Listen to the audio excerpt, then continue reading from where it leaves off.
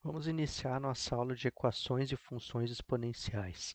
É altamente recomendado que vocês assistam antes dessa aula aqui a aula de potenciação, radiciação e propriedades, porque nós vamos utilizar, e aí se vocês não souberem utilizar essas propriedades, vai ficar bem complicado de resolver as equações exponenciais. Então, o que nós vamos aprender? O que são equações exponenciais? A existência de uma equação exponencial, ou seja, não é sempre que nós vamos ter uma equação exponencial. Não é sempre que nós conseguimos determinar um valor de x se a equação não for montada adequadamente. Como resolver equações exponenciais, e aí tem ali a utilização das propriedades da potenciação, e também utilizamos a fatoração. Como nós vimos lá na resolução de uma radiciação, a gente utiliza a fatoração e aqui não vai ser diferente, porque nós vamos trabalhar com potências.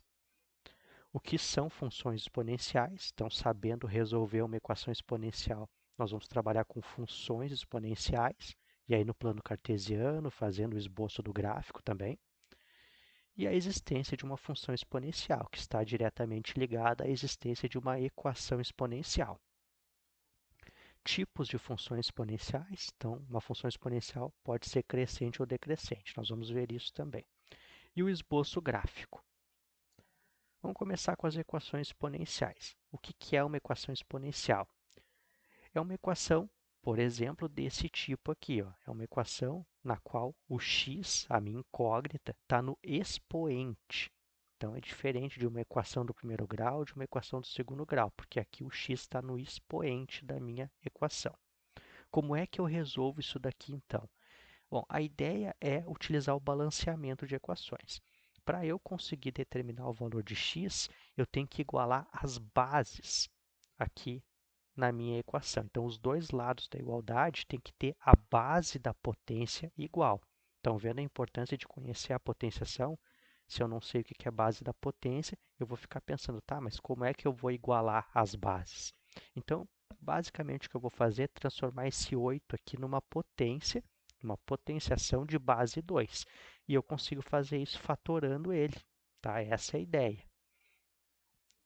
Então, aqui tem a explicação algébrica, se m elevado na x igual a m elevado na y, então as bases são iguais, ó.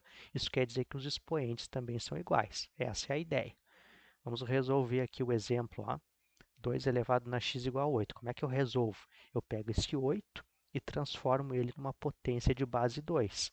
Como eu faço isso? Fatorando o 8. Então, vou fazer 8 dividido por 2, que dá 4, dividido por 2 dá 2, dividido por 2 dá 1. Então, eu verifico que 8 é igual a 2 elevado na 3. Tá? Podem fazer a conta, vocês vão ver que é igual. Uma vez que eu tenha as bases iguais, ó, os expoentes também vão ser iguais. Então, se 2 elevado na x é igual a 2 elevado ao cubo, isso significa que o x é igual a 3. Vamos ver outros dois exemplos aqui. Ó. A maioria das vezes, o que a gente tem que fazer? Decompor o número em fatores primos. E às vezes tem que aplicar também alguma propriedade da potenciação. Então, olha aqui o exemplo 1. 2 elevado na x igual a 32. O que eu vou fazer? Vou fatorar o 32. Fatorei aqui, ó. 32 por 2, 16, por 2 dá 8, por 2, 4 e assim por diante.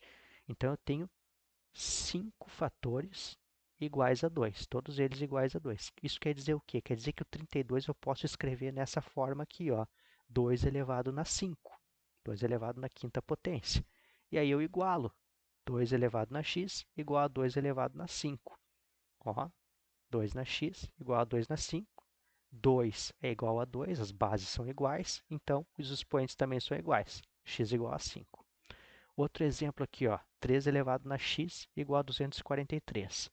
Fator o 243, aqui por coincidência, deu o mesmo expoente que o primeiro exemplo, tá?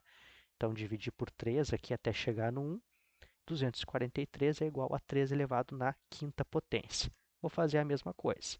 Vou igualar as bases, ó. 3 na x igual a 3 na 5. Opa, e aqui eu esqueci de botar o resultado, tá? Mas aí, só colocar x igual a 5.